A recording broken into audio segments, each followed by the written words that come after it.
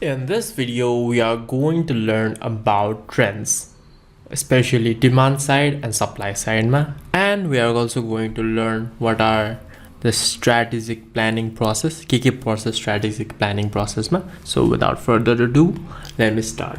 So demand side trends are कसरी change भइरहेछ. Trends भनेको चाहिँ के हो भन्दाखेरि upshift or downshift change in consumers behavior. उनीहरुको behavior कसरी change भएको छ and what are the factors that affect those behavior. So demand side र supply side मा कसरी change भएको छ. First, demand side मा there is a growing level of middle class. What I mean is पहिला since people's living standard was not really great, minority people were only middle class. Most people could not afford going out to restaurants more often. Price ko hisabma they rather prefer having a homemade meal and त्यतिखेर त्यसरी बाहिर गएर रेस्टुरेन्टमा hang out गर्ने gather गर्ने त्यस्तो चलन थिएन. But the trends अहिलेको ट्रेन्ड हेर्नु पर्यो भने चाहिँ there is a growing middle class, like students yeah भर्खरको business people can afford to go out multiple times, multiple days a week to restaurants त्यतिसम्मको income चाहिँ बढेको छ. Second is there are a lot of Gen Y and Z people, which is like Gen Y ko कुरा गर्नु छ भने it is more millennials को मान्छेहरु, which is 30 तिरको 20 देखि 30 and Gen Z भनेको अहिलेको recent 1996 पछिको generation. So these generations are on the rise. These generations are the majority of the people अहिले. त्यसले गर्दाखेरि पनि they are more hippie, they are more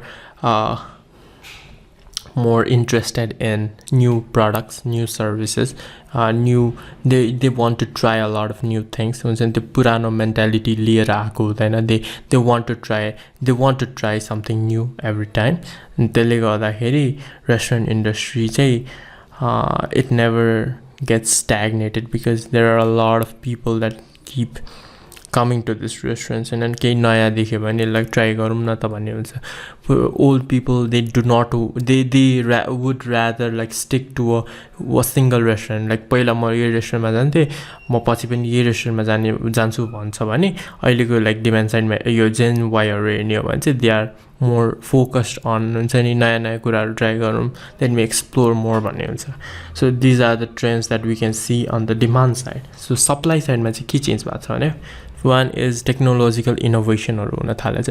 पहिला रेस्टुरेन्टमा if you had to like अहिले पनि गर्छन् होला traditionally त्यो पेपर लिएर you had to like write the receipt अनि त्यसले गर्दाखेरि you need to write it. त्यसपछि किचनमा जान्छ अनि फेरि बनाउनु पर्छ, बिल गर्नु पर्छ and you would lose it, right? And the income statement हरु बनाउँदाखेरि like there are a lot of receipts that you have to look at, sales forecast हरु केही गर्न मिल्दैन. But अहिले technological innovation ले गर्दा everything is so easy, like you just have to punch in every numbers and like you'll get a report for every day, every week, every month. So everything has been so easy due to technological innovations. Like अहिलेको यो pandemic ma we wouldn't have been able to have restaurant ko food if not for the technological evolution, like your online food delivery or no, right? So first is technological innovation. Second is digital channel or paniko internet, social media. त्यसले गर्दाखेरि it has been a lot easier to find restaurants. हुन्छ नि अब main एरियामा पो रेस्टुरेन्टहरु we can easily see and अनि त्यसपछि जान्छौँ त. तर अब अलिकति गल्लीमा छ, अलिकति चोकमा छ भने we might have never heard about the restaurant if not for the digital channels. Like अब अनलाइनमा यो एउटा गल्लीमा चाहिँ there is a famous चाट पसल भन्यो भने we would go in there because digital channel ले त्यो गर्न पनि easy बनाएको छ. So these are the changes in the supply side, right? Like these are the trends that we can see. These are like the emerging trends that we can see. Now let's talk about the strategic planning process. Marketing kaबाट start गर्ने त? If you haven't thought about given a lot of thought about marketing, so you can start like this.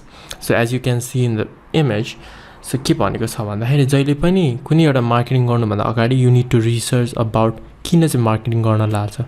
Marketing analysis or marketing research गर्दाखेरि you need to evaluate the internal environment as well as the external environment. Okay, त्यसको बारेमा we are going to talk about later in other episodes. त्यसपछि we need to create a mission. Like के हो त? किन यो रेस्टुरेन्टको main offering के हो or यो रेस्टुरेन्टको गोल के हो त? है त्यसपछि we focus on the objectives, like what is this restaurant trying to achieve? What is this restaurant planning for in the next year or this year? And then we go on to the value proposition and the strategy formulation. Once we have decided on what is the mission and what are the objectives, this person, like how are we going to position ourselves, how are we going to provide that value and formulate a strategy based on that value proposition. So this ko barema chai hami kura garchhau. So first is the competitive analysis, which is the evaluating the internal and external environment. Then we go on to making a mission statement. Then we go into objectives. Then we go into value proposition and strategy formulation.